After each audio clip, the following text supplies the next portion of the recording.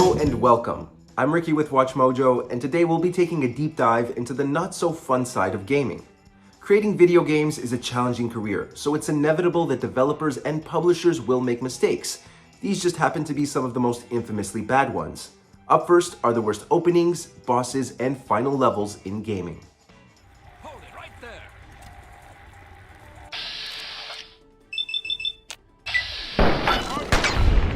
Welcome to Watch Mojo, and today we're counting down our picks for the top 10 worst video game openings of all time.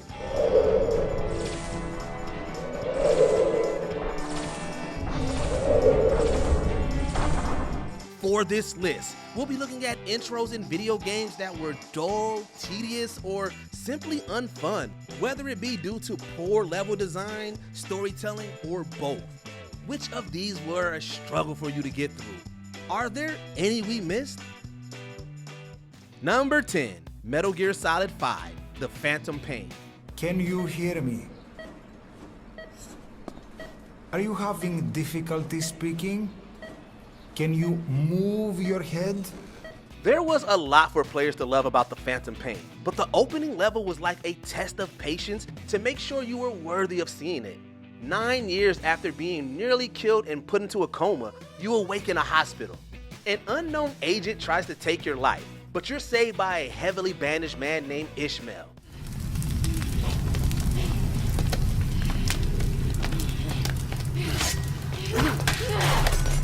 The engaging cinematic throws you in the deep end, but the actual gameplay during the escape is anything but riveting. Due to your legs being atrophied, you're forced to slowly crawl and limp your way through the lengthy level. We get it's realistic, but that doesn't change the fact that it's utterly boring. Get down on your stomach and crawl. Number 9, The Elder Scrolls 4, Oblivion. You. I've seen you. Let me see your face. You are the one from my dreams. When you have a great intro like Skyrim, it becomes one of the video game's most infamous moments. When you have a boring intro like Oblivion, it ends up forgotten or in videos like this. You begin as an unnamed prisoner set free by the Emperor and his men, who you follow through a secret passage to freedom. Blood for the Empire! Are you all right, sire? We're clear. Not only is the setting incredibly drab and lifeless, but it's also very linear for a series that usually promotes the opposite. We might be able to forgive some of that if it didn't drag on for a good 40 minutes. We'd expect a fantasy RPG to whisk us away on an adventure. This certainly isn't that.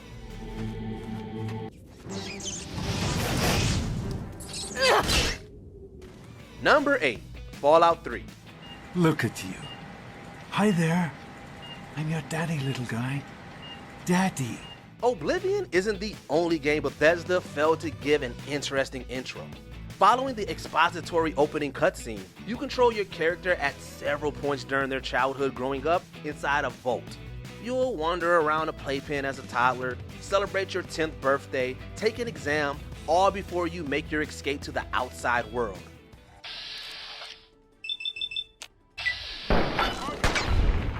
We know the opening is meant to convey how this is the only life you've ever known, but it isn't an exceptionally monotone one. The majority of the NPCs here are uninteresting, and the setting is so bland that when things finally do go south, we find it hard to care.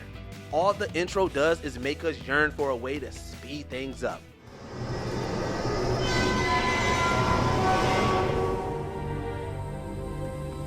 Number 7, Jet Set Radio.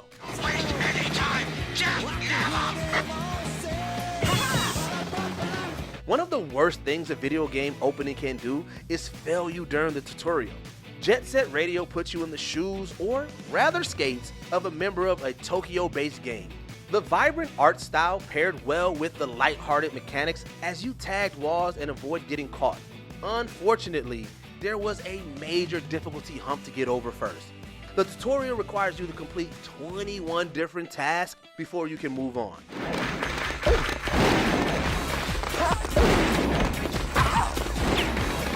Each one grows in ridiculousness, and if you mess a single thing up, you have to start that task over. The final one forces you to complete a 50-trick combo before landing, and you'll have to memorize the level's layout just to stand a chance.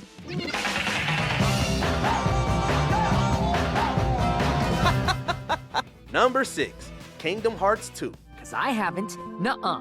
Never. Now, what to do?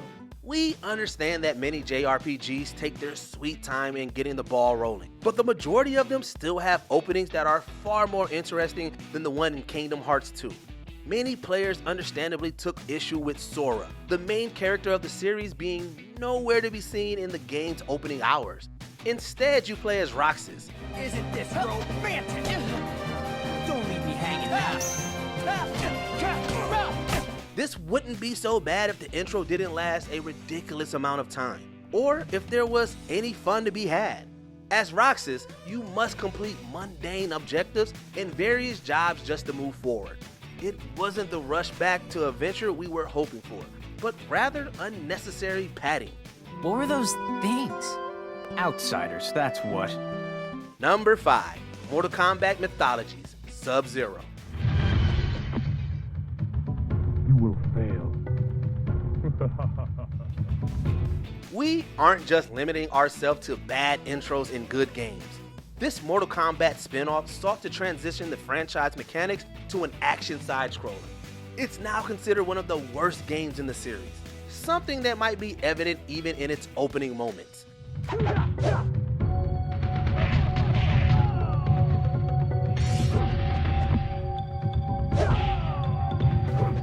The series' traditional gameplay feels incredibly awkward in the new design. The opening level feels flat and uninspired, unlike the arenas of past entries. Plus, it seems any player would rather have the vast roster than only play as Sub-Zero. All of these awful choices are capped off by a live-action cutscene with laughably bad costumes and cringe-inducing acting. It only grows worse with each passing year. Worthless to you, but let's just say it has great sentimental value to me. If it is so precious, why don't you get it yourself? I cannot enter the temple. Number 4, Ikari Warriors 2, Victory Road.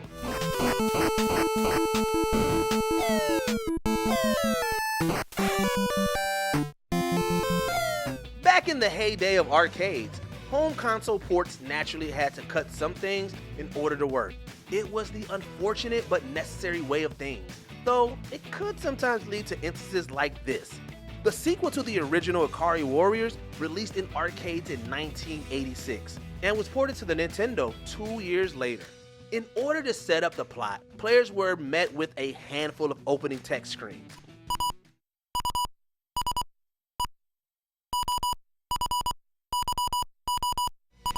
The text is unveiled at slower than a snail's pace, which would be enough to dissuade a player from paying attention. Worse than that, the team behind the port thought it would be a good idea if it was accompanied by loud beeps in Morse code for every single word.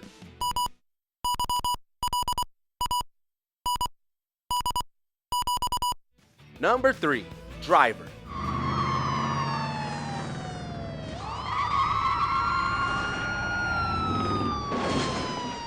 As an undercover cop, Driver has you start by proving your skills during an interview as a getaway driver. While that sounds simple enough, it is anything but. You're giving a list of moves to pull off, some of which are straightforward while others aren't.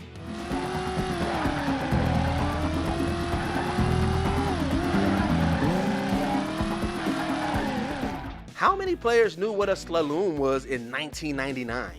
As if that wasn't bad enough, you had to complete the list in 60 seconds. And if you hit any of the other cars in the parking garage too many times, you'd failed outright. It forced many to move fast, only to make mistakes and get frustrated. Players complained so much that it was made easier in the PC port, released just a few months later. Wow!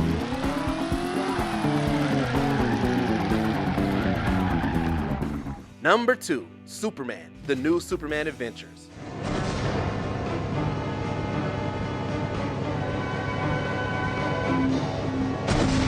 The opening level of this infamously bad game is so well known now that it's the only part most of us have ever seen.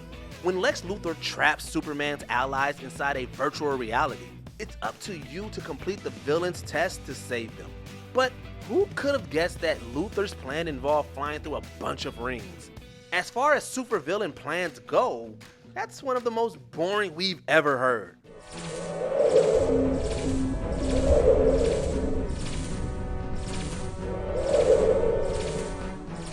However, the flight controls are abysmal and you're only given a short time to fly through the rings before you lose. Each group of rings is divided by other tasks with awful controls and a time limit, making for a maddening experience. Maybe it wasn't such a bad plan after all.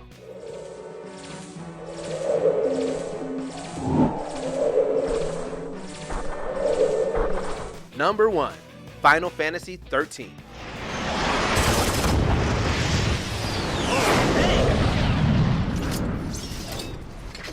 If one of the most common things said about your game is that it gets better after the first 20 hours, you know the creators messed up. Final Fantasy 13 is often considered one of the weaker main entries, and the fact that it takes forever and a day to stop giving you tutorials is one of the bigger reasons. The first few hours are set on a highway, meaning the only direction to move is forward.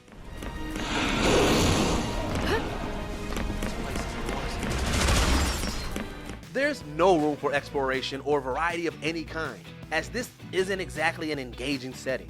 That level of dull linearity made it a slog to get through. Everything was stretched exceptionally thin, which did nothing to get players interested in its characters, world, or gameplay. Still happy you tagged along.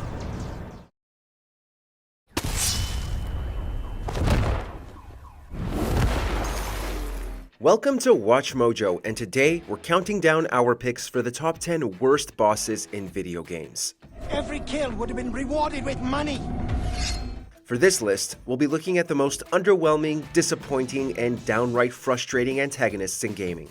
Certain plot details will be discussed, so consider this your spoiler warning. Number 10. Zoran Lazarevich, Uncharted 2 Among Thieves. No, you have got to be kidding me. The second installment in the acclaimed adventure series gave us Zoran Lazarevich as the primary antagonist. Both intimidating and intelligent, he serves as a great foe for Nathan Drake. Naughty Dog really nailed it with his character, but the final showdown with Zoran leaves a bit to be desired. As he is immune to bullet damage, Drake must constantly run around the area in a circle, chipping away at Zoran's health. The shoot and run strategy is pretty lame, making the fight repetitive and dull. The banal encounter ends with a cutscene in which Drake leaves Zoran to his fate and just takes off. Unsatisfying is the word we would use. You don't have the will. Maybe not. But they do.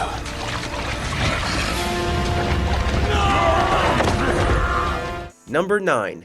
Bed of Chaos, Dark Souls.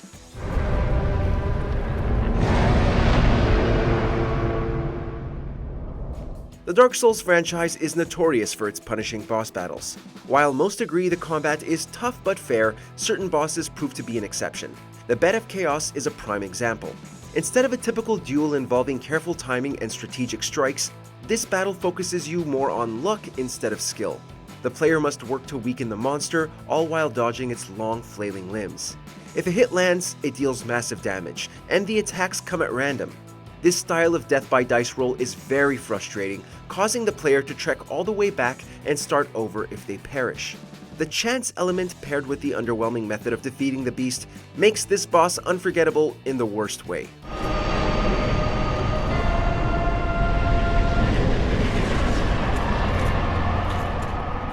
Number 8. Alduin, The Elder Scrolls V: Skyrim.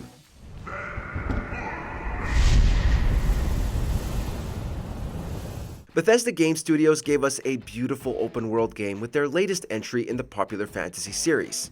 The most notable addition to the franchise was the dragons, specifically the all-powerful Alduin. Also called the World Eater, Alduin taunts and attacks the player, known as the Dragonborn, numerous times throughout the game and is seemingly impossible to slay. However, as the story progresses, the player will naturally grow more powerful. As is the case in many open-world RPGs, by the time the showdown with the final boss is reached, the fight can turn from epic to trivial if the player is over-leveled. The combination of power advantage and help from NPCs makes the finale an underwhelming set piece at best. Cool visuals though. Number 7. Human Reaper, Mass Effect 2.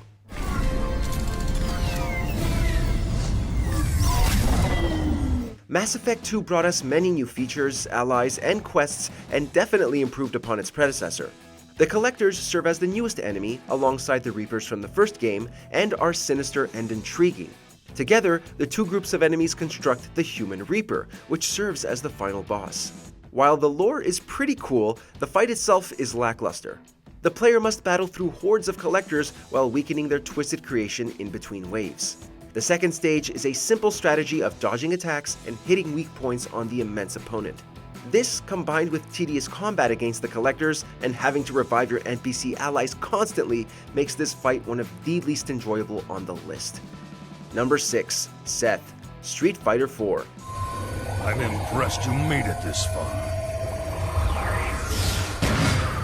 Fighting games stand out as having well-designed characters and tough final bosses. Seth from Street Fighter 4 checks only one of those boxes. He is definitely difficult, but not in the way most players hoped. His move pool is an amalgamation of many other characters in the game. The concept sounds unique on paper, but facing off against him proves otherwise. Seth's mixture of abilities allows him to use projectiles, teleport, and unleash heavy-duty combo attacks. The result is less of a challenge against a strong boss, but rather an irritating fight against a broken character. Overpowered, weirdly designed, and boring. Not a great mixture for a video game boss in any genre. Number 5. Frank Fontaine, BioShock.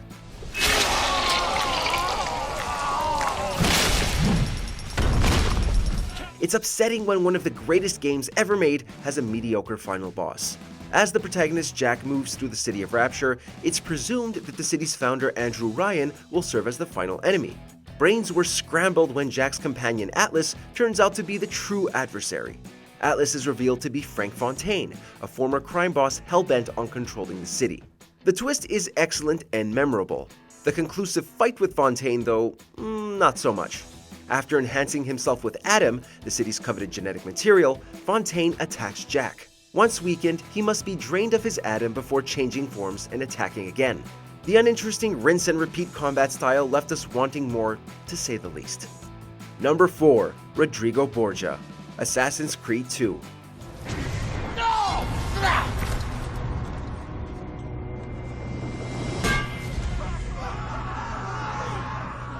Ubisoft's masterful sequel to the original Assassin's Creed brought us Ezio, a young assassin seeking vengeance against the Templar Order. In typical fashion, the player stealthily eliminates loads of enemies before reaching the final boss, Rodrigo Borgia. The climactic confrontation turns to disappointment before long. Antithetical to the main gameplay, Ezio and Borgia decide to lay down their arms and have a fist fight. It's nonsensical to have the finale come down to a boxing match. What's even more silly is that Ezio spares Borgia's life afterwards, despite the immense body count he's accrued up until now. Ending the game this way felt like a lazy and irrational decision by the developers. We just wish there was a little more logic and creativity involved. Nulla è reale, tutto è lecito. Number 3. Hoyt, Far Cry 3. Can I offer you anything? Would you like some food? A nut, perhaps? Far Cry 3 remains the favorite of the entire series by the vast majority of gamers.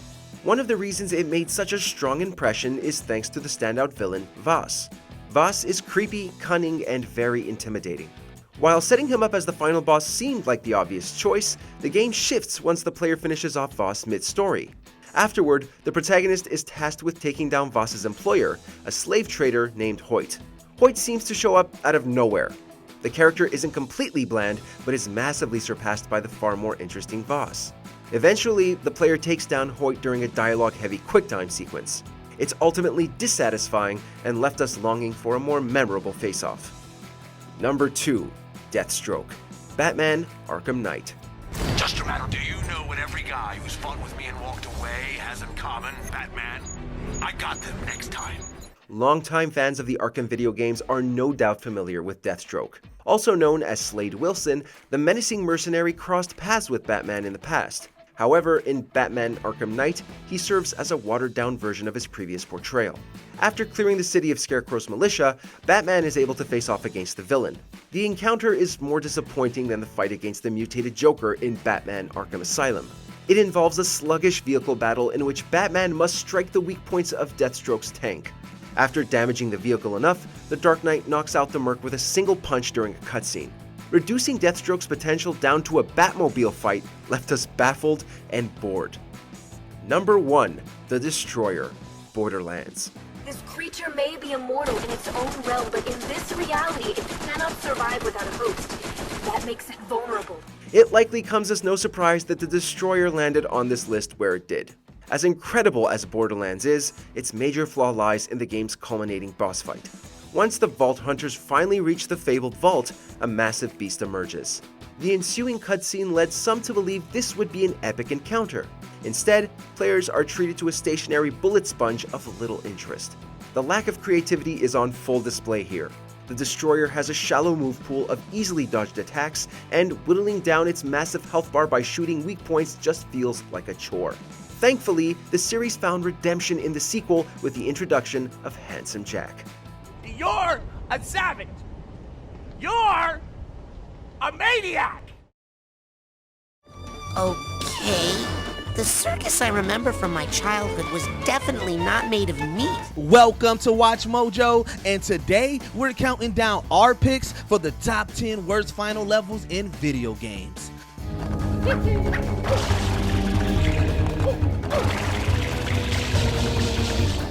For this list, we'll be looking at video games with disappointing or downright frustrating climaxes. However, our focus will be on the levels themselves, not their bosses. Which final level made you rage the most? Are there any we left out? Number 10, Take It Back, Fallout 3.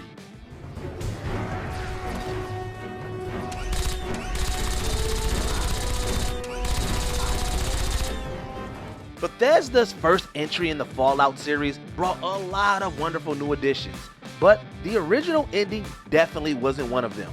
Take It Back has you lead an attack against the Enclave in Jefferson's Memorial, except that's not quite accurate as it's a giant militarized robot that does most of your dirty work.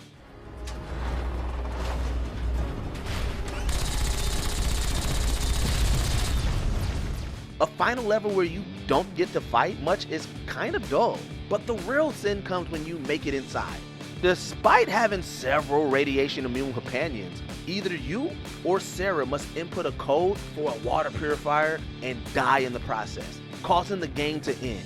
Players naturally complain, especially with any leftover side quests, and Bethesda had to issue DLC to fix it. War never changes.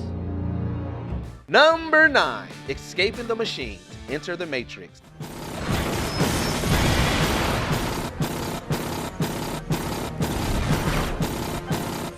Having a Matrix game set alongside the movies and directed by the Wachowskis no less was a great idea.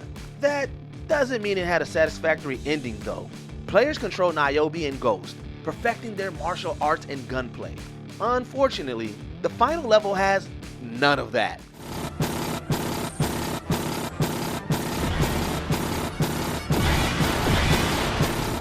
Instead, the crew of the Logo ship flee from a horde of machines through a cave system. With endless ammo, all you do is shoot into the group of enemies. It isn't visually interesting, nor is the gameplay much fun, and it goes on for a good 10 minutes. If this had been a penultimate level, it wouldn't have been a big deal. It also lamely concludes with footage from the movies instead of giving us an actual ending. Indeed it is. Number 8, Corona Mountain, Super Mario Sunshine.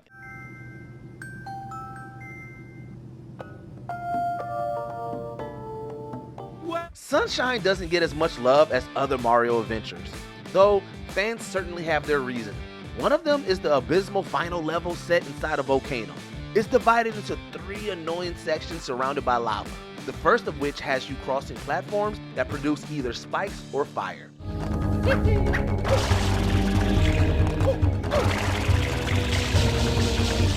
It's tricky platforming to be sure, but the worst section is piloting a rowboat with your water pack. It's never fun when you're forced to do this in the game, and that goes doubly here. Finally, you'll use a rocket nozzle to try and skyrocket your way up some moving cloud. It's the type of challenging that feels cheap instead of being well balanced.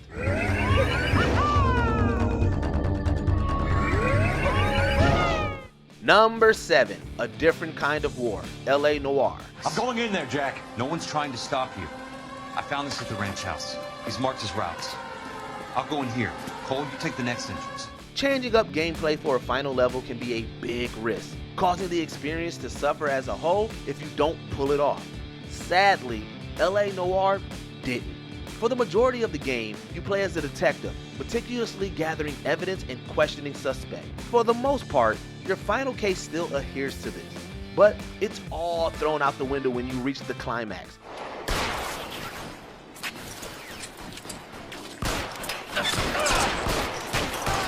As you descend into the sewers, the game descends into a bland, repetitive shootout. We understand the desire to end on a bang, but that's not what this is.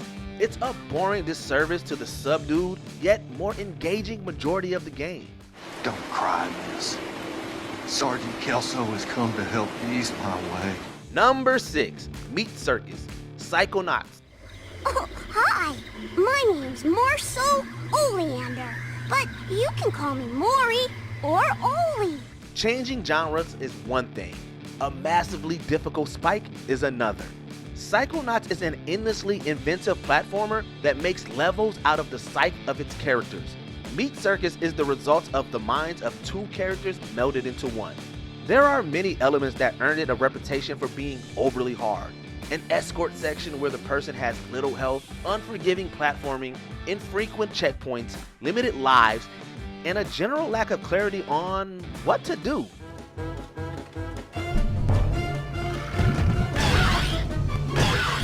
In fact, it's so crushingly hard that it had its difficulty toned down in later releases. That would almost be impressive if not for the extreme frustration it caused so many players. Number 5, Zen, Half-Life.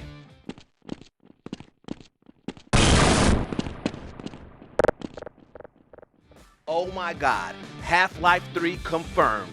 Okay, no, I'm just joking, but Half-Life is a monumentally important series in gaming, comprised of beloved and influential first-person shooters. It isn't perfect though, which can be seen in the first game's final level. Under the threat of alien invasion, badass physicist Gordon Freeman does his best to fight back. He eventually travels to the Zen dimension to stop them from taking over Earth.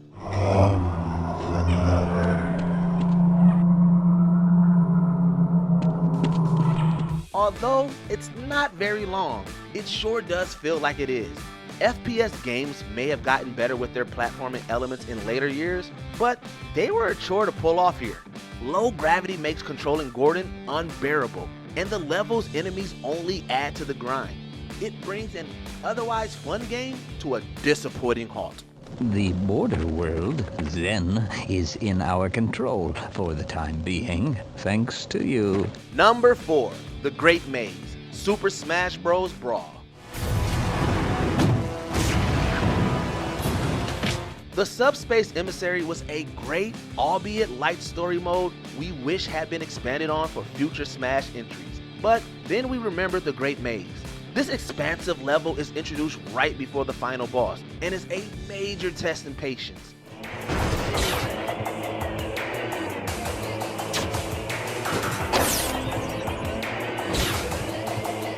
It recycles areas from previous portions, as well as fights against mini bosses and bosses. Plus, as its name might clue you in on, it's a maze. You'll get turned around time and time again just trying to narrow down the proper path. It all feels like such a gigantic waste of time. It's not as if the rest of the Subspace Emissary was short, so this definitely wasn't needed. All it did was tarnish what came before.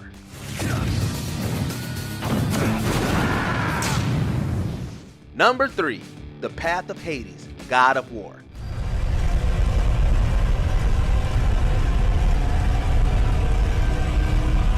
In the Norse God of War games, Kratos doesn't have a jump button. When we look back at levels like these though, it's completely understandable. Instead of leaning into combat or puzzle solving, which was working pretty well up to this point, the path of Hades shoehorns platforming in. Only, the controls aren't the best for that type of gameplay, especially when spikes are sticking out of pretty much everything. Rotating beams are a pain to walk across, but they pale into comparison to the final climb. Kratos must ascend slow spinning pillars with multiple blades protruding from them. One misstep and you're knocked straight to the bottom, where you'll likely question how badly you want to beat this game.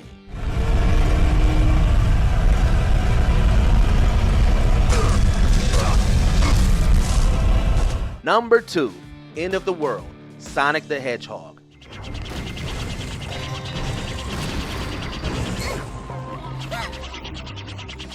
It may seem strange to criticize a bad level in an objectively bad game, but End of the World is a special brand of awful.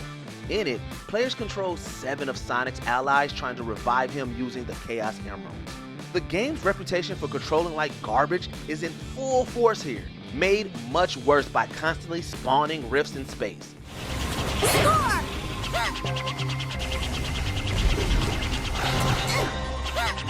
If you get sucked in, you're dead no matter how many rings you have. Since it's divided into 7 sections, it's also rather long with only a handful of lives to spare.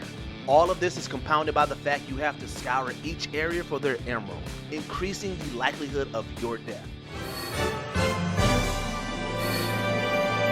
Number 1, the man who sold the world, Metal Gear Solid 5, The Phantom Pain. Now, I need to explain something to you, but you mustn't be allowed. At least with most bad final levels, developers try something new. But when it comes to the last mission in Phantom Pain, it's blatant laziness that earns it the top spot. There's a lot to love about the final mainline entry in the series, but when you reach the end, instead of giving you an actual challenge, it forces you to replay the entire opening sequence.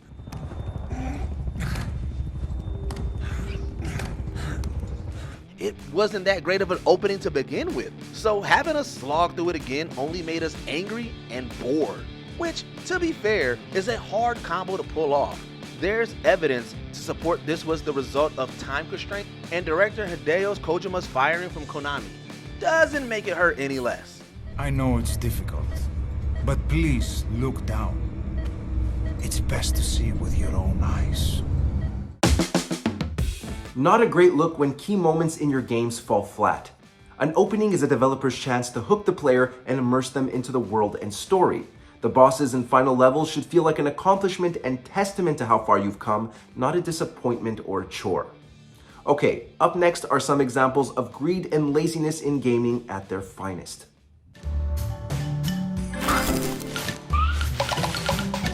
Tasty. Welcome to Watch Mojo, and today we're counting down our picks for the top 20 egregious pay-to-win games ever.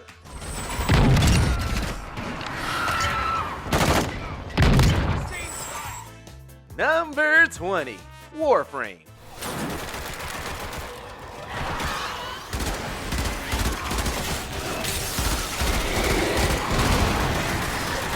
We'd like to preface this by saying that Warframe is by no means a horrible game. On the contrary, it's quite exhilarating. Thing is that each Warframe you acquire requires certain materials to build, and some of those materials either have really low spawn rates or are buried deep into later missions.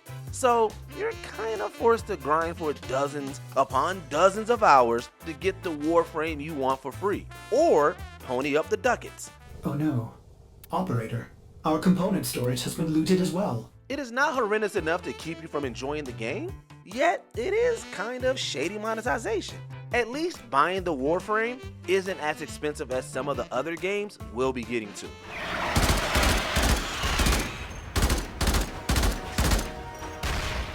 Number 19, Mario Kart Tour.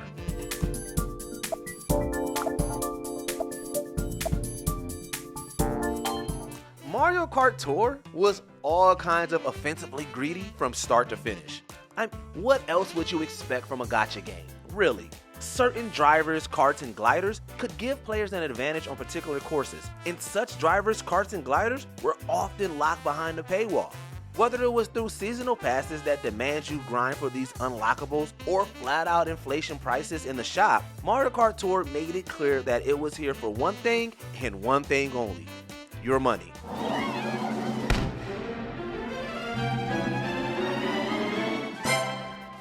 It didn't help that shooting the pipe often resulted in duplicate items regardless if the pipe was green, gold, red, blue, turquoise, burgundy, redwood, or septic tank.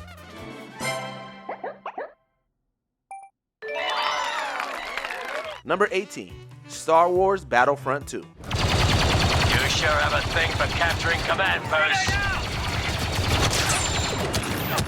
We will give EA and DICE credit where it's deserved.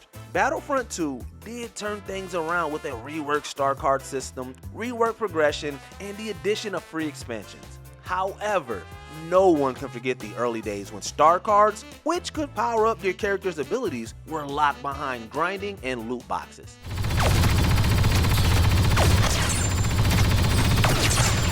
Players quickly figured out how Battlefront 2 was really pay to win when EA offered players to pay for loot boxes instead of grinding to unlock them.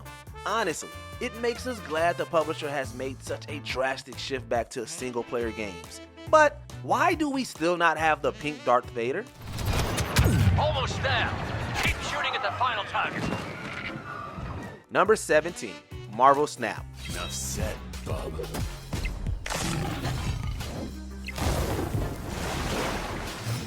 Marvel Snap is in the same boat as Warframe. It's a fantastic game that is, unfortunately, pay to win. The difference between them is that Marvel Snap is pay to win by design. New cards are constantly getting locked behind paywalls.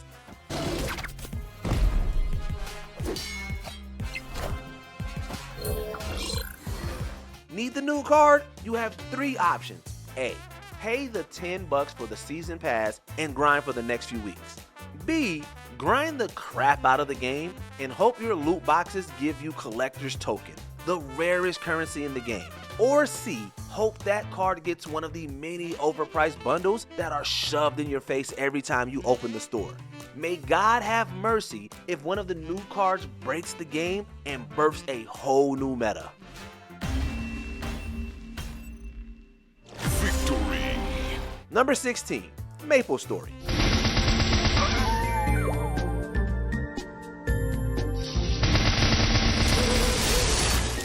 Unlike most of the games we'll be going over beyond this point, we'll give MapleStory the recognition of at least being honest. Selling XP boosters can be pretty scummy in many scenarios, and here it is almost just as scummy.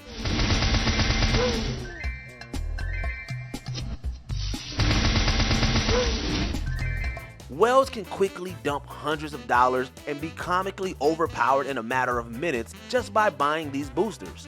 If you don't care about PvP crap though, you can avoid this part of the player base easily. So that's why we're not giving MapleStory too much flack. It sucks, but it's avoidable.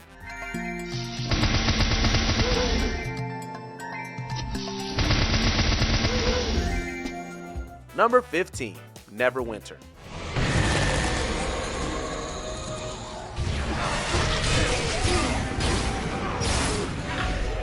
Just like Marvel Snap, Marvel Winter is basically pay to win by design. Once again, this is a great game and all, and we can be thankful that the pay to win aspect is not in the most malicious method possible. However, this is another case of forcing players to buy boosters in order to properly keep up with the game's scale of difficulty.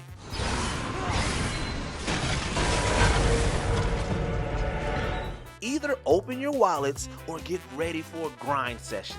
If you have the time to spare and want to grind, have at it. But don't be surprised if your drive starts to diminish.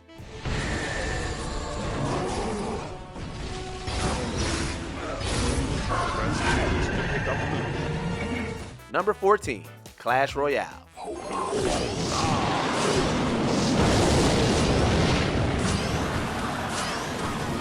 Clash of Clans was already shady with how it made progression painful in later levels.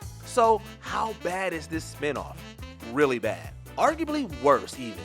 In June 2023, Clash Royale saw a major update that introduced card evolutions. Use shards to unlock powerful versions of certain cards. How does one acquire these shards, you ask? Well, with guap, ducats, cheese, fettuccine, spinach, big racks, stacks on deck, bands on top of bands. No matter how you say it, in order to get these shards, you're going to need money. Couple this with obscene amounts of gold needed to upgrade cards to level 15, and you have a game that does not value your time. Number 13, FIFA series. Not a good pass. When looking at console and PC games shoehorning microtransactions and loot boxes, many point the blame to this football series of games. For years, the FIFA series would try to entice players to buy loot boxes in order to earn their favorite players, or players that may have better stats than their current teams. Of course, this carried into the online portion of the game. And Paul Pogba, well, it could be on for him here. It isn't a real game unless it's pitting wells against those with less disposable income. Thus, much of the gaming media and community ignore this sector most of the time. Good defending, quick transition, and excellent movement. It just needed a much better finish. Number 12, Angry Birds Go.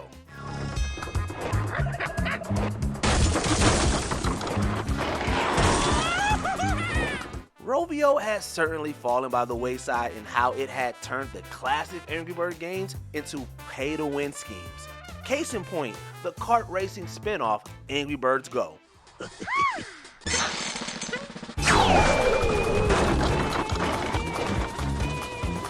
Whereas Mario Kart Tour requested payment for season passes and maybe $20 or so for some outrageous bundle, Angry Birds Go will charge you $60, $70, sometimes $120 just for a cart.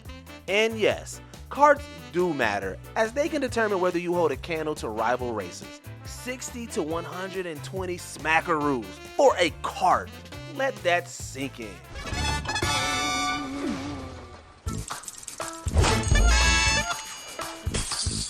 Number 11, Ace Combat Infinity. Target locked. Another enemy flight approaching. After spending some time with Ace Combat Infinity, you would think the game desperately does not want you to play the game. Many players have reported how money hungry the game gets, locking missions behind obscenely high levels and making every moment of play cost a limited resource. You know how to use your data link? It's not complicated. Check your radar, get close enough to an allied craft. It'll activate automatically. It doesn't matter if you wish to do a single player mission or play online against others. If you don't have fuel, you don't get to play. Good thing uninstall is just 2 taps away, which takes less time to execute than figuring out where everything is. Too bad that last guy didn't get that far. Yeah, because you pushed him too hard. Number 10, Counter-Strike Nexon Zombies, aka Counter-Strike Nexon Studio.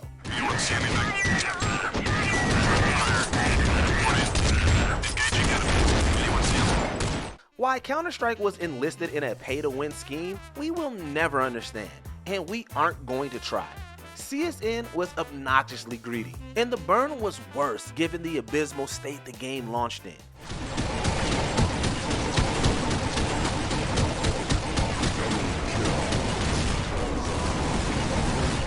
Not only was it an incredibly buggy mess, but it also made starter weapons extremely weak, weaker than a pea shooter. Looking for the real potato cannons? Well, what's your credit card number? Even under the new Studio brand, CSN still features a ridiculous pay-to-win model that is still garnering negative reviews for the game today.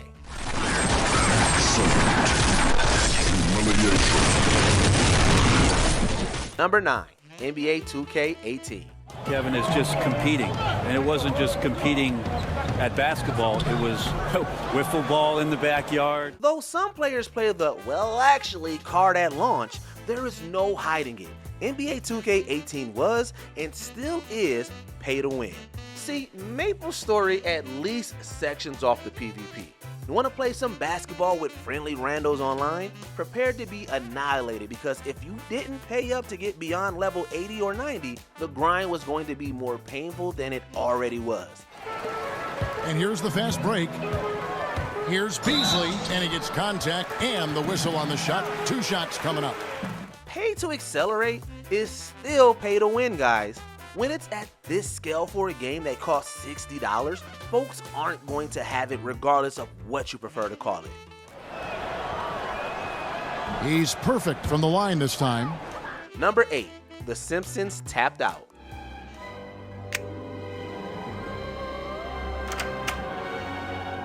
EA was getting really dirty with mobile gaming back in the day, and The Simpsons Tapped Out was not afraid to demand your dollars. It starts out simple.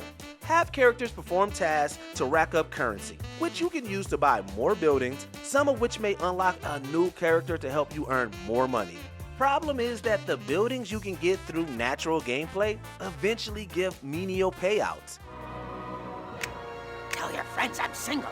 Arrivederci. To make any real progress, you need to dump money into enough premium currency so you can nab higher end buildings with bigger payouts. Still feel like dumping $20 into a bowling alley for Barney? Yeah, we didn't think so. So that's where buildings come. Ooh, a premium character. Number 7, Metal Gear Survive.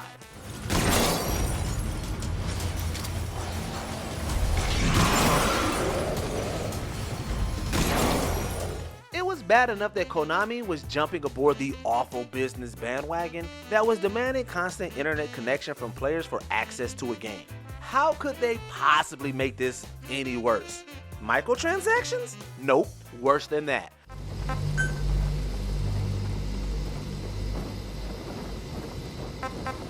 How would you feel if you paid $60 for a game only to be asked for more money just for save files? Oh, and are you feeling like you're grinding too much for resources? Well, why not buy some Survive coins so you can purchase boosters? No thanks. We'd like a full refund of the game, please.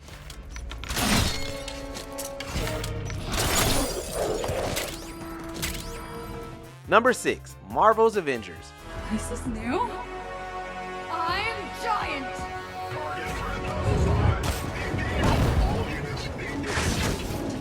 An Avengers game made by Square Enix should have been easy money. At last, the more we heard about Marvel Avengers, the worse it became. First, it was a live service. Then there was talk of gear and loot. Then the power levels crept in. Before we knew it, we were being told to grind our heroes' power levels or pay for freaking boosters.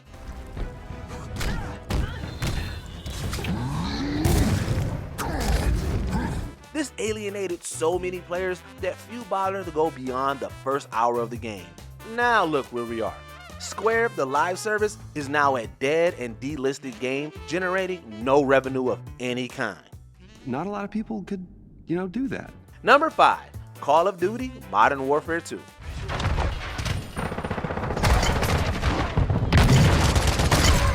On the surface, Modern Warfare 2 doesn't seem as pay to win as the other entry. Besides, most of the paid stuff is cosmetics and operators, right? Not just operators and cosmetics, no? You can straight up pay to unlock weapons, weapon blueprints, and even tactical pets to give you an extra buff in the fight.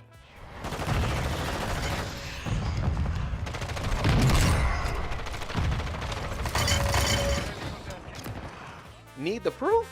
Well, that Doom Super Shotgun seems to be offing dudes in 1 or 2 shots from a fairly comfortable distance, wouldn't you say?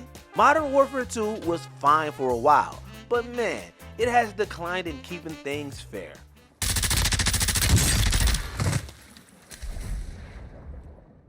Mission accomplished. All targets eliminated. Number 4, Candy Crush Saga.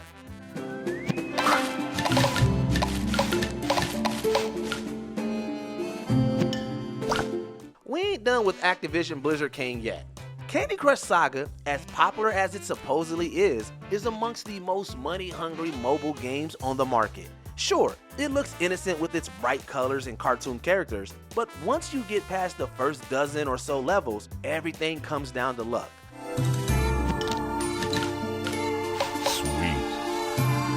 your moves become more limiting, and you're expected to meet goals at the mercy of whatever random candy drops on the board.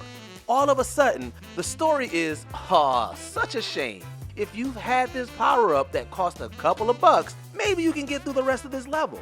In other words, it's forcing impossible goals on you just so it can sell the solution.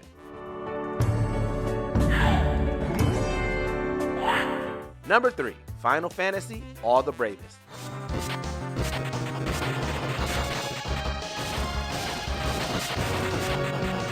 Speaking of games that force problems to sell the solution, All the Bravest is unabashedly greedy. It is so easy to be sold on the idea of building your ultimate team of Final Fantasy characters until you see how much of this game is one obnoxious price tag.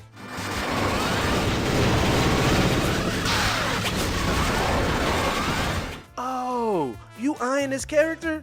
Pay $1 for a chance to get them. Oh, they suddenly died in battle? Well, pay us another $1 to revive them instantly, or wait 3 minutes. Oh, you choose to wait it out and another character died in the process? Well, wait until your first character who died is revived and then pay us, or wait for one who just died to revive. See how this game is just constantly demanding money?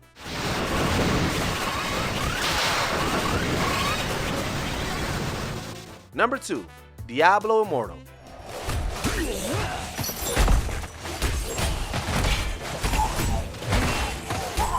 Activision Blizzard King gets the slimy silver medal for greed for this travesty. We remember the outrage that occurred on launch day. Players were crowning about how fun and addictive Diablo Immortal was right before they realized how very pay-to-win the game was. Unless you wanted your butt handed to you on a silver platter, your only way to enjoy the game was to either avoid PvP altogether or cough up the dough and buy some absurdly powerful gear.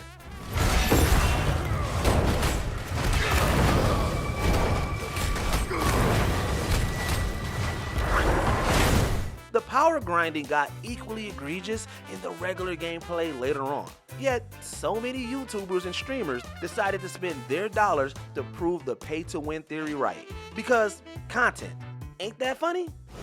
If a shard falls into Hell's clutches, our world will burn. Number 1, Dungeon Keeper. You finally returned, Keeper. Even after experiencing all of these awful, greedy games, none have come close to the same level of sleaze as Dungeon Keeper. For those who may not remember or were not around at the time, Dungeon Keeper had players build their own devious dungeons and command minions to gather resources. One catch though, cooldowns. Forget a pimp slap, switch up the syntax, take away the PC, I'll deliver imp slaps. There's a slim chance that you've ever seen an enemy with melanin as red as this, a menace in his skin rash. Whether you wanted to expand your dungeon by one tile or saw a rare resource, you were forced to wait an exorbitant amount of time. Of course, you could always fork over your cold hard cash. Ugh. Here's hoping EA has put those dark days behind them for good. I'm drums with the Dungeon Keeper. The hand of evil strikes again. What game do you think was the worst when it came to pay-to-win mechanics? Did it make our list? Victory! I believe Aang can save the world. Welcome to Watch Mojo, and today we're counting down our picks for the bottom of the barrel in licensed gaming since the turn of the century. Get combat ready, and I'll see you in the hangar in 20 mics. Number 10, Catwoman.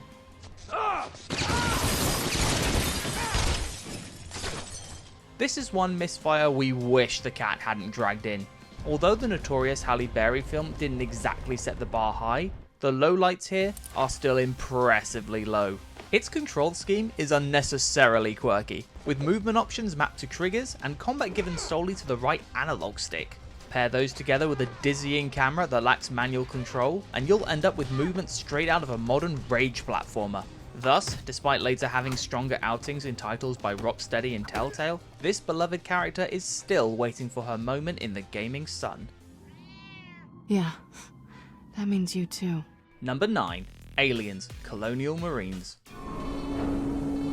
Winner, what the hell just happened in there? Raider 6-5, are you in the air yet? It's hard to know where to start with this disaster from Borderlands developer Gearbox Software. It faced controversy and even a lawsuit about press demos misrepresenting its textures, lighting, and general fidelity. As an adaptation, it seemed to forget one of the franchise's vital cornerstones about almost launching without playable female characters. The gameplay itself is limp and flimsy, neutering what should have been propulsive action.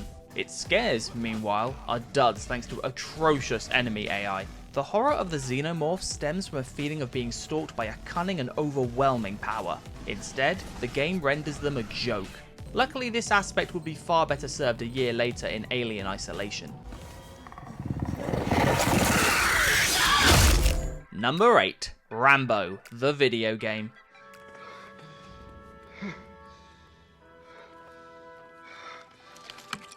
On paper, there's plenty one could be excited about in a game adaptation of the iconic Sly Stallone franchise. Who wouldn't want to take control of the one-man army as he roams across diverse, expansive locales? Playstyles could vary wildly should one choose to arm him with a massive artillery or a simple blade, and it could tie everything together with a fluid and immersive stealth system, reminiscent of the Metal Gear Solid series. Instead, players were met with graphics fit for the GameCube, locked-on-rails gunplay straight out of your local mall arcade, and QTE spamming.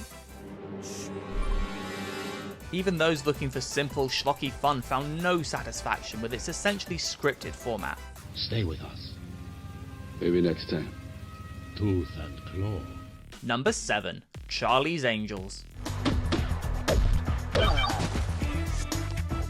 We wouldn't recommend playing this game in the morning, Angels, or in the evening, or ever. Often cited as a patron saint for bad movie tie-ins, it could serve as a checklist for poor choices and even poorer execution. These include repetitive level design, tedious combat, clunky animations, detached voice acting, and a seemingly infinite amount of invisible walls. Its cacophonous button mashing and outright ugly aesthetic are only broken up by ladder climbs that can last 30 genuine seconds. Being an overall chore, it doesn't hold a candle to the exaggerated, campy fun of the film, nor the nostalgic charm of the original show. You've rid the world of its greatest thief ever and put away over 100 gangsters of all kinds. I'm very proud of you. Thank you, Charlie. Number 6. Fast and Furious Crossroads. Tell us about the attack.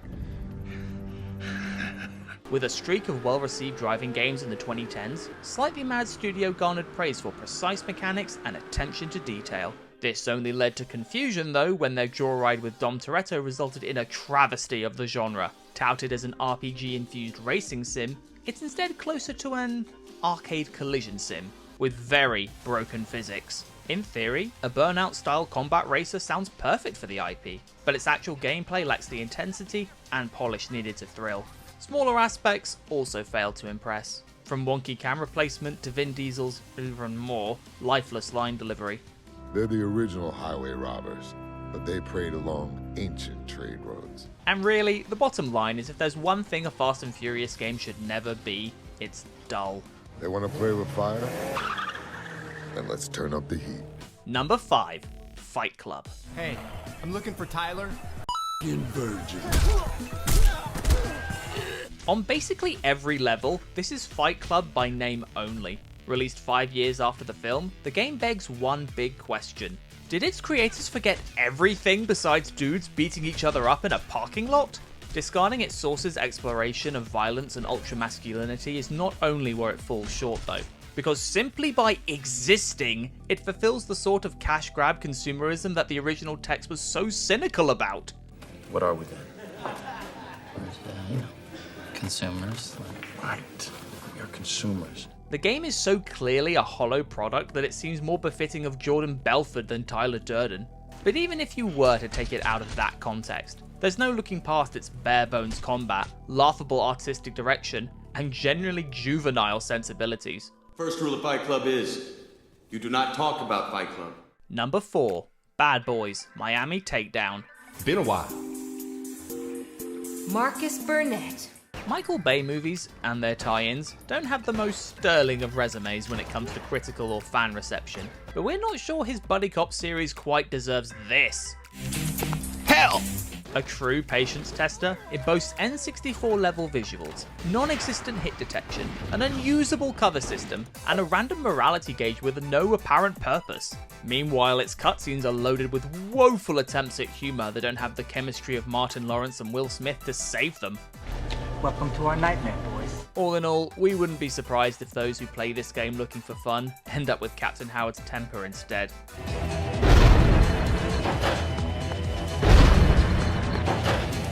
Number 3. Aquaman, Battle for Atlantis. Come on!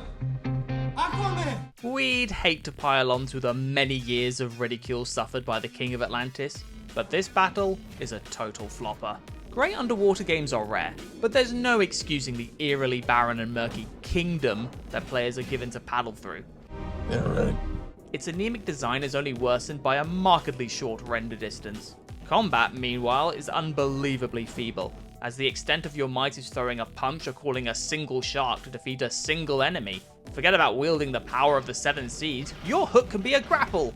Sometimes. We aren't surprised that the maritime hero hasn't led a solo game since, only tagging along with his much cooler friends. I agree. That's awesome. Cool. Number 2. The Lord of the Rings, Gollum.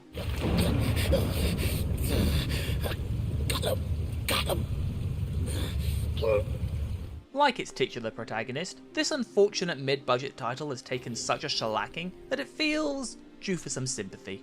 Even more unfortunate though, is that it really is that bad. Please, we don't understand.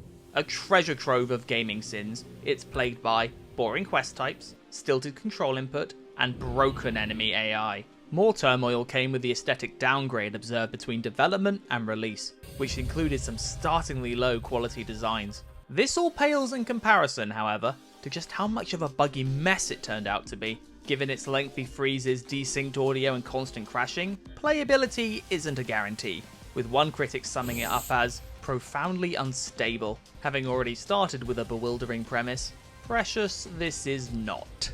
Nasty bird. It watches us. It spies on us. Number 1. Game Mill Collection.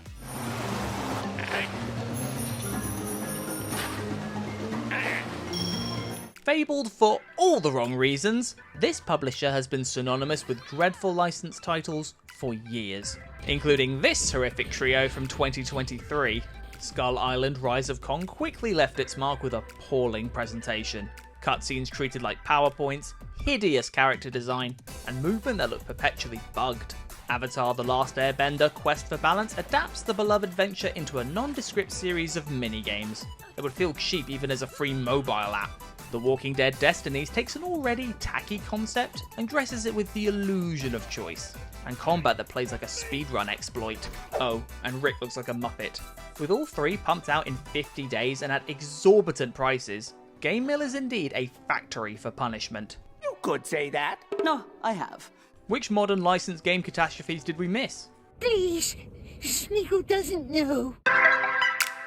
Few things annoy gamers more than having their time and money wasted. Greedy microtransactions and uninspired licensed games ruin the experience and end up hurting the developers' and publishers' reputations for years to come. Alright, up last, we've got horrible graphics, the worst superhero games, and games that fail to live up to their franchise's quality. That's dangerous information. I'm a dangerous girl, and right now, I'm losing patience. Welcome to Watch Mojo, and today we're looking at the bottom of the barrel in popular video game franchises. I wish to cleanse my father's sin, and I wish to talk to Sonic once again. Number 10, Devil May Cry 2.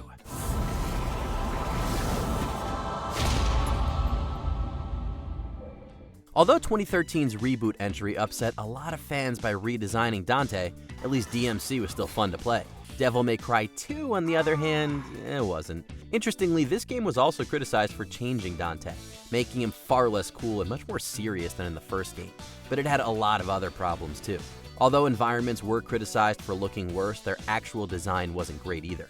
Big open spaces meant weaker potential for combos, a standout feature of the original's combat. The game was also way easier than it needed to be, from regular enemies to boss fights. At least Capcom then knew what pitfalls to avoid for Devil May Cry 3. Till next time, son of Sparta. Number 9, Command and Conquer 4 Tiberian Twilight. Commander, Doctor, we are waiting on you. Right outside, Colonel. The real-time strategy genre had its major boom on PC throughout the 90s, and Command and Conquer helped lead the charge.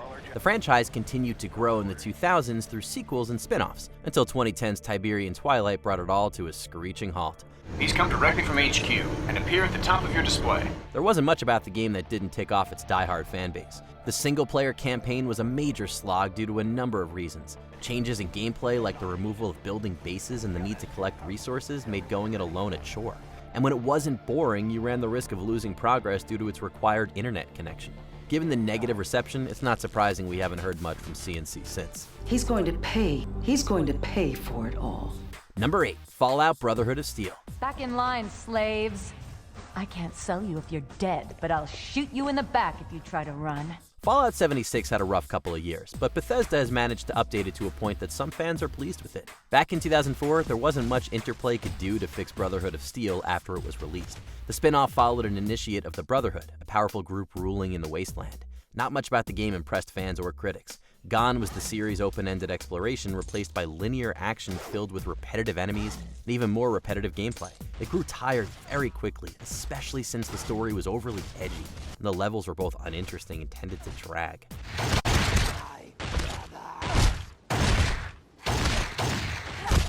Number 7, Metroid Prime Federation Force. Metroid is best defined by its labyrinthine design and its feelings of isolation on deadly planets. Federation Force tossed all that out the window, replacing it with multiplayer-focused action and a lighthearted tone. Fans were upset from the get-go, condemning Nintendo for taking the series in this direction. When it was released, it turned out to be just as generic and un-Metroid-like as many had predicted. Matters were made worse by the fact that it had been 6 years since the last game. Other M, which itself was met with mixed reception. Nintendo would bring the series back strong with 2021's Dread, but this was a definite low point for the series.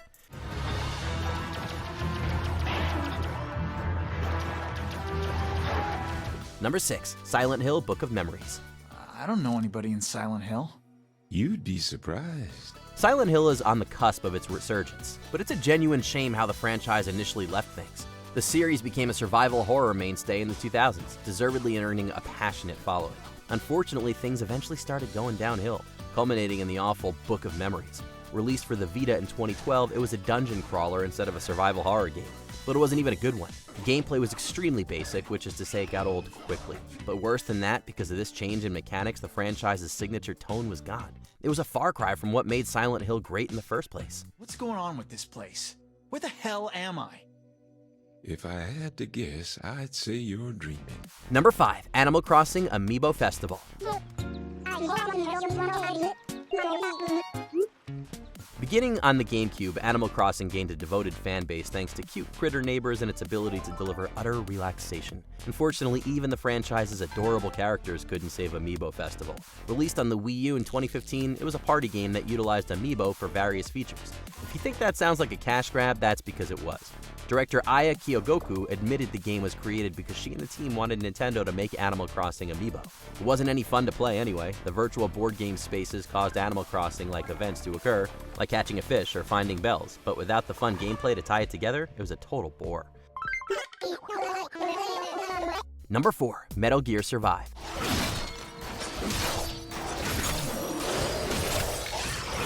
Following the departure of series creator Hideo Kojima, Konami tried its hand at a Metal Gear entry without him. I'm all right.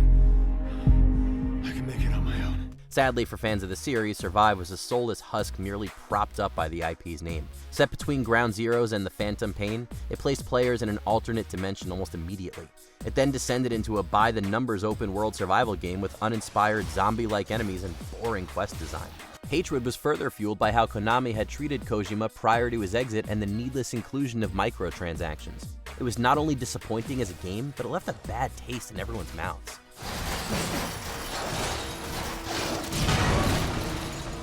Number 3, Tomb Raider: The Angel of Darkness. What happened? It's all a bit vague. Whether you're a purist fan of the originals or a defender of the grittier modern installments, one thing is for certain, at least they're all better than Angel of Darkness. Okay. Take it easy. The game was meant to kick off a brand new trilogy for Lara Croft. but ended up falling flat for a number of reasons. An abysmal camera and extremely dated controls made playing it a lesson in patience, and overshadowed anything that could be considered good.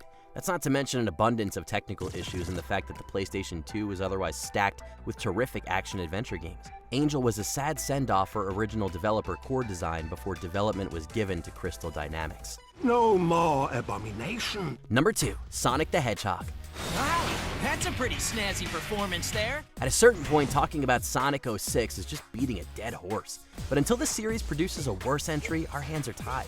The game is now an infamous train wreck, with a number of terrible elements all attempting to be the most successful at ruining your experience. The atrocious controls and irritating camera make Sonic's quick-paced gameplay an absolute nightmare. Even if they did work properly, there'd be too many bugs and glitches to enjoy them. The voice acting was also subpar and the story horrendous, including a cringe-inducing romance between Sonic and a human woman. Now then, are you okay? I'm so glad that you came. I always keep my word. The Blue Blur's popularity has stood the test of time, but this certainly didn't help. I knew it! I knew you'd return.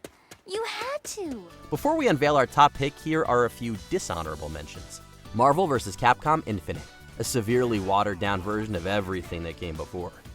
All in a day's work for your friendly neighborhood Spider-Man. SimCity dealt a fatal blow to the city-building giant. Dead Rising 4, a change in tone and removal of key features led to unhappy fans. All right then, here we go. Number 1, Umbrella Corps. To many, Resident Evil is the pinnacle of what survival horror can offer. Several games have leaned more into action to varying degrees of failure, but none of them have reached the depths of Umbrella Corps. The game was a competitive multiplayer shooter designed to be part of the esports crowd, which is the exact opposite of what any fan wanted. No. Wait.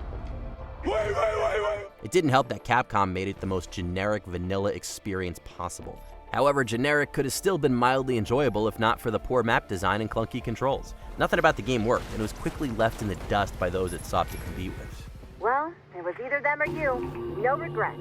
Which of these games soured you on a fantastic franchise? Good grief. They really made a big mess, didn't they? Oh boy, I'm so hungry I could eat an Octorok. Welcome to Watch Mojo, and today we're looking at video games with awful visuals compared to everything else around at the time of release. We'll be staying away from games whose visuals are purposely bad or those that just haven't aged well. I am Drake, the assassin. Number 10, Pac-Man, Atari 2600 version. Compared to games these days, those on the Atari 2600 likely look bad to many modern players.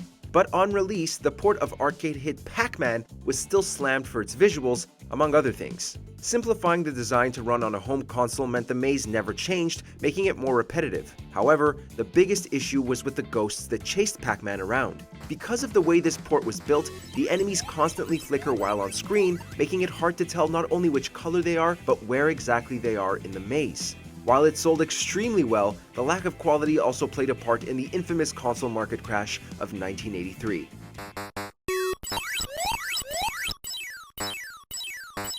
Number 9, Deus Ex.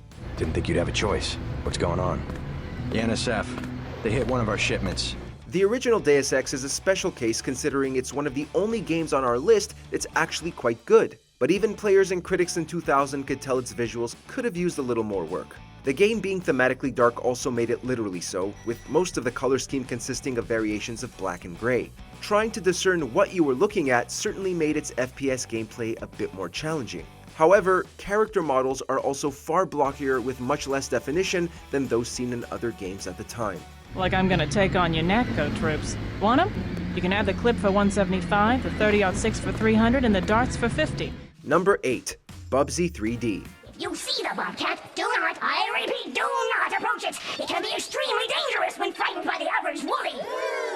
Ah, Bubsy. A terrible mascot platformer that somehow got to star in multiple games, even after this train wreck. Bubsy 3D is, so far, the only game in the series not in 2D, and you can probably see why.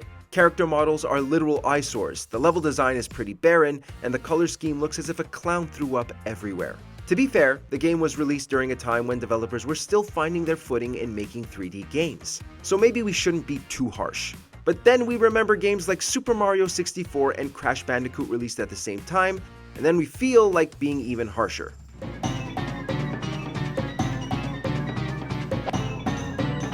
Number 7. Far Cry Vengeance. It's a little past my bedtime, but I'm game. Don't keep me waiting. The Far Cry series may have issues when it comes to world design, but things are usually solid in the graphics department. That can't be said with Far Cry Vengeance. The game is a remake of Far Cry Instinct's Evolution on Xbox. Sadly, it's a remake for the Wii. Nintendo's motion-centric console would later gain a reputation for graphically inferior versions of games other players had access to.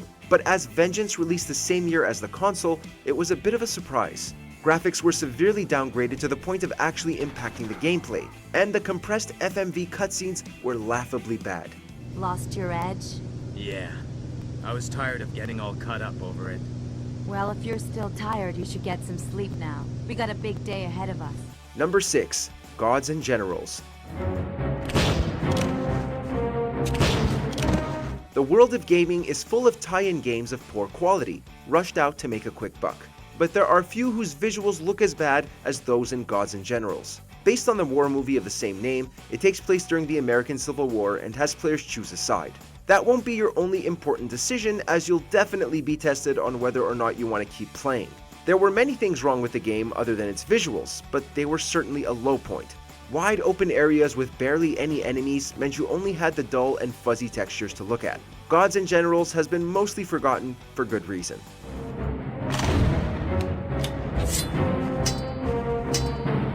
Number 5. Life of Black Tiger.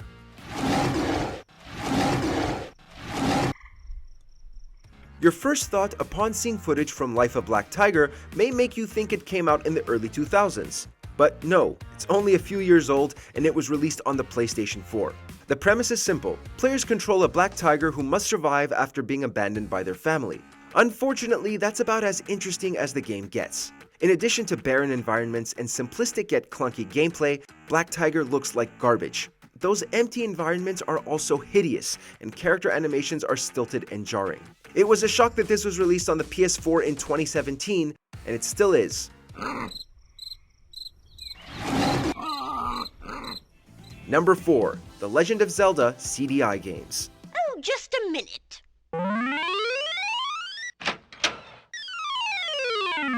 Isn't it lovely? In the early 90s, Nintendo entered a partnership which eventually allowed tech giant Philips to develop 3 Zelda games. They are universally considered to be horrible for a great many things, partially because the CDI wasn't designed with gaming as its main function. Regardless, every diehard fan shudders at their mention. The environments look like those of a low-budget educational game, which wouldn't have been so bad if the gameplay wasn't so cumbersome. However, the animation cutscenes of the first 2 releases have become infamous since release. With completely over-exaggerated movements, yet flat and uninspired designs, they're certainly rough to get through. Not for nothing, we can also see why Nintendo kept voice acting out of the series for so long. Number 3. Superman 64. Since it's one of the most famously terrible video games in existence, you shouldn't be too surprised to find Superman 64 on this list. There are far greater sins on display, including its abysmal mechanics and repetitive level design. However, considering it was adapting the timeless look of the 90s animated series, it really is a shame it doesn't look better. With so many muddled textures and colors, everything appears as if you're looking at the game with blurred vision. The developers also heavily relied on distance fog, which not only obscures things while you're flying around, but makes the world look dull and lifeless. Number 2. Drake of the 99 Dragons. The taste, bitter and sweet. The developers of this action game got a bit too overzealous, with plans to create comics and an animated series around it. But they all came crashing down when people actually played it. While it may be another case of a generally bad game that just so happens to have bad graphics, the visuals of Drake still deserve some punishment. Its comic book style surprisingly doesn't do it any favors, as the cel-shaded look clashes with the tone and world. Other games that implemented similar styles still pop all these years later, but Drake looks subpar.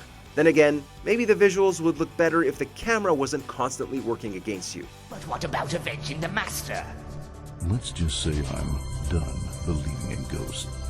Master, I return to you your soul.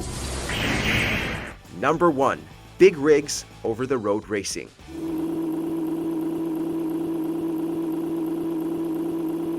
Objectively one of the worst games ever created, Big Rigs has a lot of problems. It was released as a broken mess with a slew of technical issues, including crashes, basically no physics, and a complete lack of collision detection. A racing game where you can drive through every physical barrier, including your opponent, is completely insane. And that atrocious performance works with the horrendous visuals as total assault on the player. Racing games are usually powerhouses in the visuals department, but not here. Of the few tracks to select, they all look basically identical and have frequent texture pop-ins. Better visuals wouldn't have saved it, but it certainly wouldn't have hurt.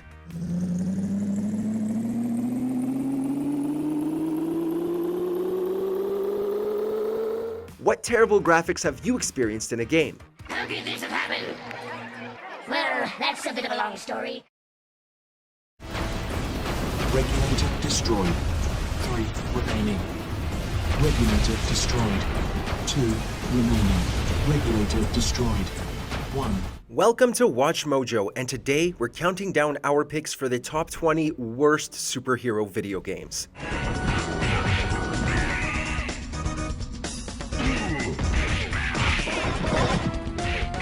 For this list, we'll be looking at the most disastrous hero games that are anything but super. Did we miss any heroic failures? Number 20. The Amazing Spider-Man 2.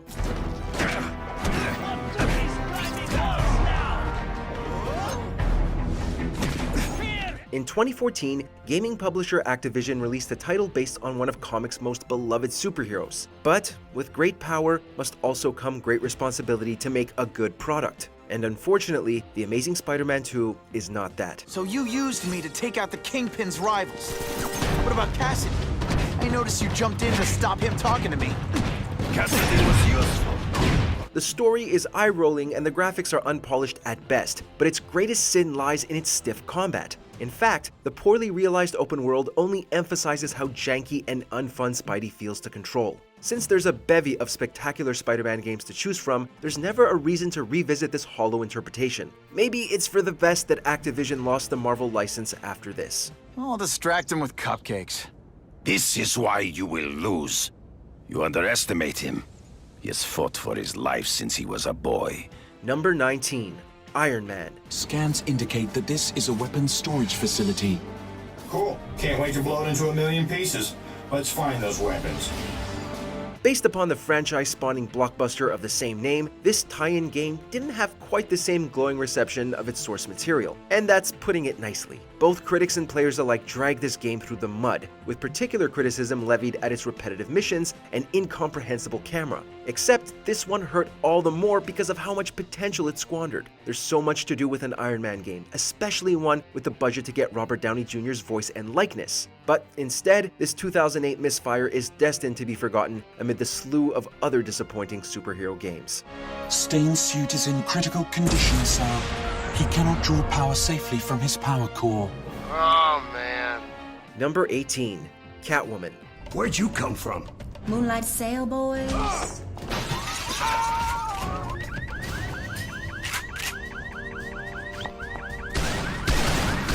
the hell are you supposed to be? Video games based on movies are usually hit or miss, with most of them leaning towards the miss category. But in the case of 2004's Catwoman game, it wasn't even based on a very good film to begin with. So, as expected, the entire thing is a rushed, unfinished mess. Most of the quote-unquote gameplay includes traversing some incredibly lazy and barren dungeons. Although, the lack of challenge is the least of its problems, considering the camera controls put up a better fight than any of the in-game enemies. The only real enjoyment to derive from Catwoman is in its cutscenes, which are the textbook definition of so bad, they're good. I've been using the cream myself. Do I look toxic to you, Detective? To the bone. Number 17. Thor, God of Thunder.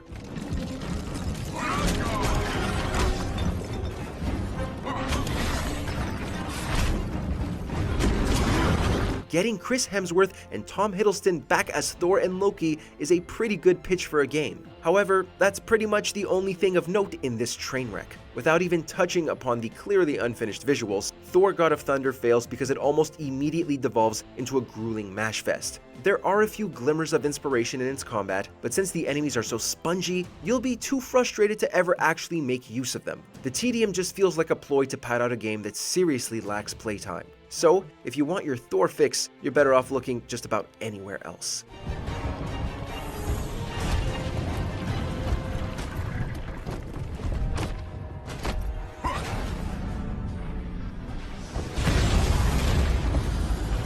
Number 16. Fantastic Four: Rise of the Silver Surfer. Ben, we're gonna need an assist here.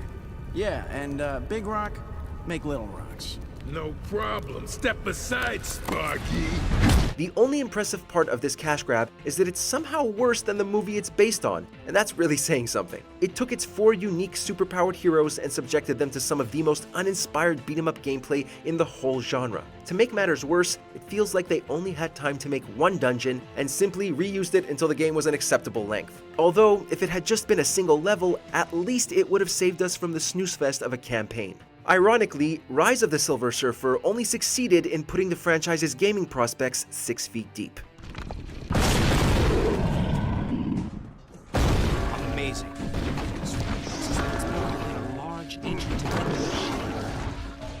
Number 15. Batman Forever.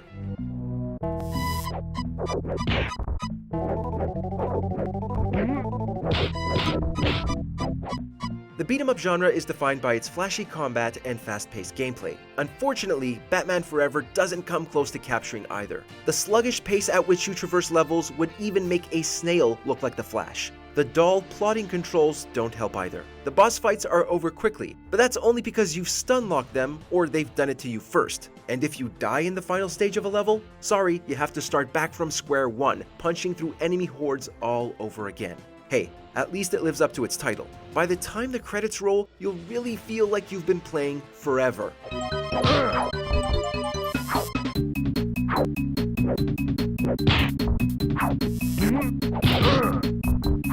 Number 14. Green Lantern: Rise of the Manhunters. And now, another Green Lantern movie. The nicest thing to say about this movie tie-in is that it could have been worse. After all, Rise of the Manhunters does a pretty good job bringing the Green Lantern's powers into the gaming space, but it all feels wasted on a product that's too easy and repetitive to ever reach its full potential. In fact, it's as if the game knows how limited it is, since it will often plop Hal Jordan into mind-numbing on-the-rails shooter sections. If Green Lantern was a bit longer and had a more acceptable frame rate, it could have been something great. Then again, this probably is the best anyone could have expected from a game based on a box office bomb.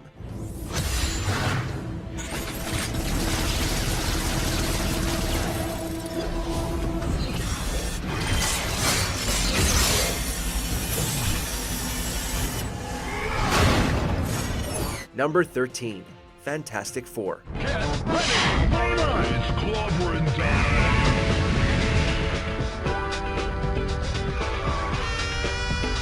Somehow, this game took Marvel's first family and made them anything but fantastic. Although, since the models are so low-res, they're practically unrecognizable anyways. As a matter of fact, this 1997 title feels specifically designed to distract players from how bad it really is. The enemies and attack animations throw so much clutter on the screen that it's difficult to even figure out where you are most of the time. And don't even get us started on the boss fights. The only semi-enjoyable part of this experience is the kart racing minigames during loading screens. Yeah, you know you've messed up when the Fantastic Four aren't even the best part of their own game.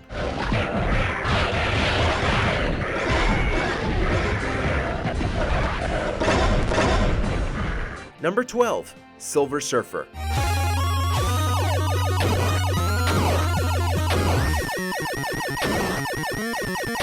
In this case, what you see is, sadly, all you get. That's right, Silver Surfer is a decent-looking side-scroller with very little in terms of variance or innovation. While that's not a crime in and of itself, the game has gone down in infamy because of its insane, borderline unfair difficulty spikes. That, when paired with gameplay that's pretty much just holding down one button, gets old very fast. In a grander sense, the game's fundamental flaw is that it requires mastery to beat, but offers no rewarding way to actually learn its systems. Thankfully, Silver Surfer's outstanding music almost makes its infuriating difficulty worth it. Almost.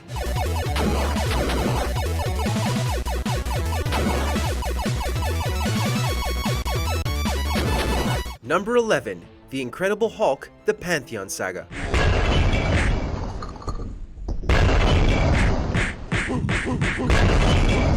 Even people who've never touched a comic book know that Hulk smashes. So, it's an unforgivable sin that you don't end up doing much of that in this Hulk game. Rather, you mainly slug around doing puzzles that are so simple they border on offensive. Regrettably, the combat isn't much better. It somehow makes a beefy, overpowered hero like the Hulk feel like he's in the middle of a pillow fight. Suffice it to say, this is a Hulk game in name alone. Although, maybe the mocking lack of difficulty is a mercy. That way, players won't have to indulge this chore any longer than necessary.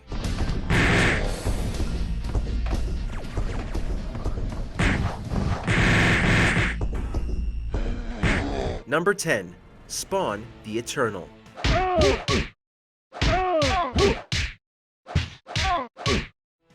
Despite input from the character's creator, Spawn the Eternal plays more like a buggy demo than a full-priced video game, mainly because there's so little to actually do. Most of the time, you're just aimlessly walking around poorly rendered dungeons. That's it. That's the whole game. Sure, you also occasionally find an enemy to beat up, but thanks to some of the worst hit sound effects in gaming history, you'll be actively avoiding combat when possible. So if there's nothing to explore and the combat is straight up unfun, it begs the question, what are you even supposed to do in this game? Unfortunately, decades later, gamers still haven't found an answer to that question.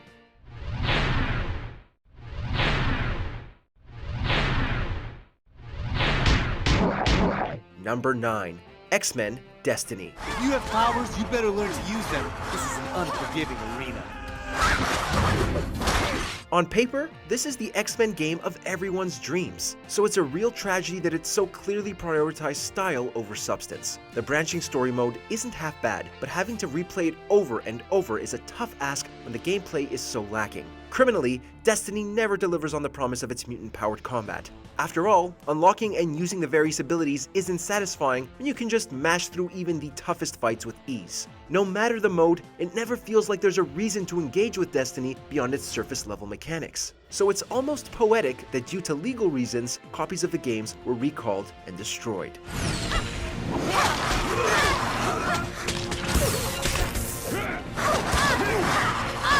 Number 8. Marvel Nemesis: Rise of the Imperfects.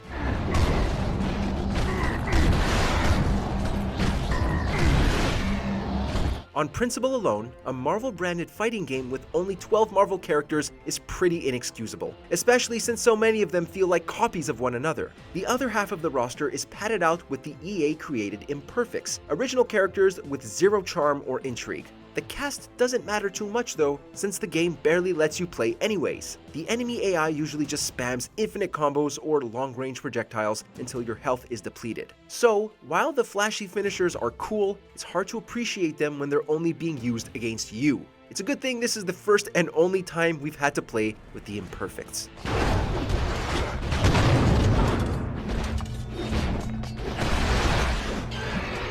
Number 7. The Uncanny X-Men.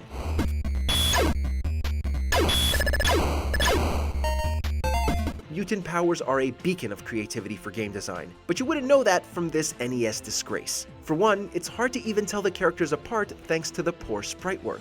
And while each playable mutant has their own unique moves, there's no real reason to use them. If you want any actual chance at winning, your best bet is to spam a projectile and hope your AI companion doesn't get in the way. It's not pretty, but it's the only sane way to get the job done. This game is so bad that no developer has ever officially taken credit for it. Uncanny indeed.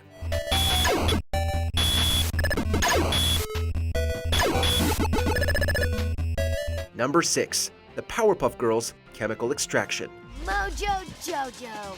He's stolen our baked goods and made them baked bags! Come on, girls, let's go!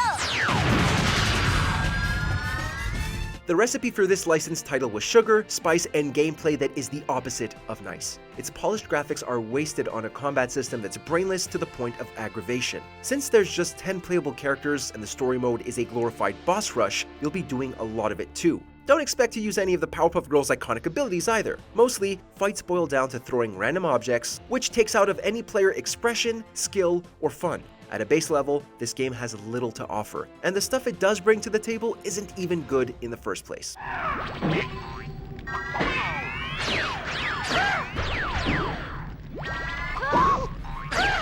Number 5. Kick-Ass, the game. Get a load of this, boys.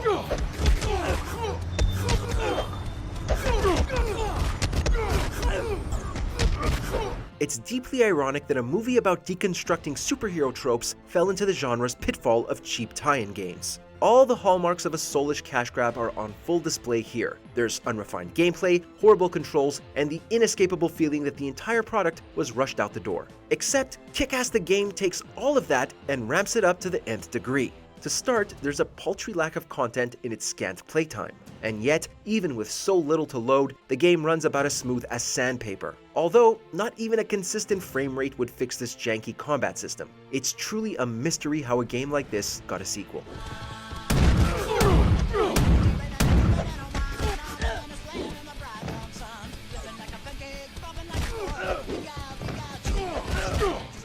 Number 4. Batman Beyond: Return of the Joker.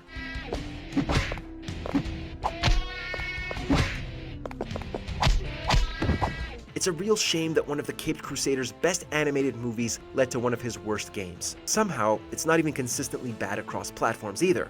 Those who picked up the Game Boy Color and N64 versions complained that the game was so easy it could practically beat itself with no input from the player. However, the PlayStation port had a different enemy AI, making it unplayable in the complete opposite way. The idea of customizing your batsuit and gadgets is a good one, but the game is either too easy or too difficult for the player's choice to matter at all, which, honestly, is a pretty good metaphor for this game overall.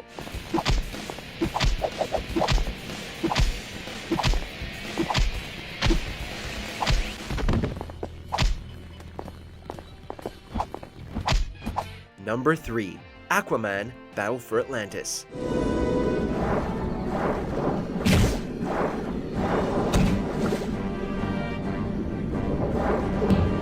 This fishy hero already has a tough time being taken seriously, and games like this don't help his case. Despite its title, the Battle for Atlantis consists of mashing through dull enemies and getting caught on invisible walls. Rinse and repeat. However, perhaps the best indicator of its quality is the fact that its entire story mode is told through still images. Allegedly, it's meant to invoke the comic book feel, but all it does is come across as cheap and lazy, which is a sentiment that extends to just about every corner of this game's design. There's an ocean of potential in an open-world Aquaman game, but the waters are incredibly shallow in this one.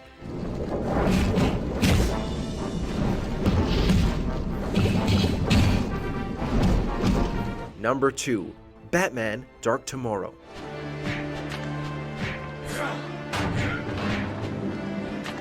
Bruce Wayne has one of the most legendary gaming catalogs out there, which is precisely why a dud like Batman: Dark Tomorrow stands out so much. Even setting aside the superhero part, this so-called game is an unmitigated mess at every turn. It never commits to a gameplay style long enough for any of them to leave an impression, let alone generate anything resembling fun. Reportedly, developers had an ambitious open-world Gotham game in mind, but if this was the kind of combat and exploration we would have gotten, we may have dodged a bullet with this scaled-down version. Still, after a critical flop as bad as this, it's just a wonder Batman games ever bounced back.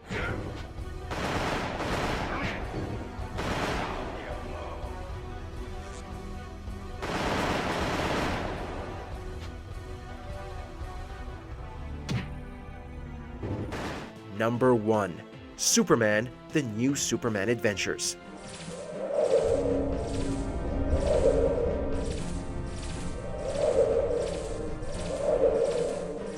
Evidently, kryptonite isn't Superman's greatest weakness. No, that belongs to bad game design. Although, that implies there's a game at all, which doesn't feel like the case in the New Superman Adventures, aka Superman 64. Oftentimes, it comes off as more of a flight simulator and not even a particularly good one. When it finally lets you walk, the ugly and barren environments will have you longing for the empty skies again. the only real novelty in this dumpster fire is trying to stumble upon yet another game-breaking bug. As a result, Superman 64 is often cited as not just one of the worst superhero games of all time, but one of the worst video games, period.